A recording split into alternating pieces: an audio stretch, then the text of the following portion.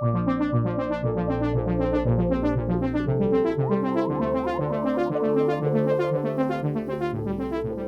always been a lifelong learner. I've loved learning, and I think after learning so many things in the science sector, so I have a background in chemistry, biology, and bioastronautics. With all that, I was wondering about not only how do these things apply on Earth, but also how does it apply in space, and how do all these things change once we're past our atmosphere? There's a lot of interest in space research, and we're doing a lot of work at the university. As a student, there are the tools, the facilities, the faculty.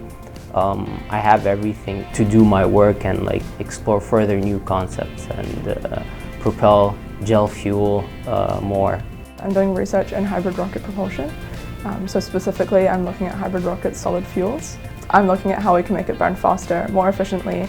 We can get higher thrust, and we can open new mission possibilities. Yeah, at GCS it's amazing to be doing research. You're among so many amazing students and researchers, and the staff and the faculty at Gina, Cody are just amazing. They really bring out the best in students, and they really give you this vote of confidence. And being here in Montreal as well, you're amongst a lot of the best aerospace research that's happening in the world right now.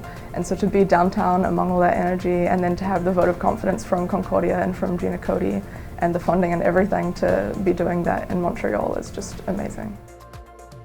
People dream about space, and I think we grow up and we kind of hold on to that dream a little bit. We kind of always think of space as still being this mystical place.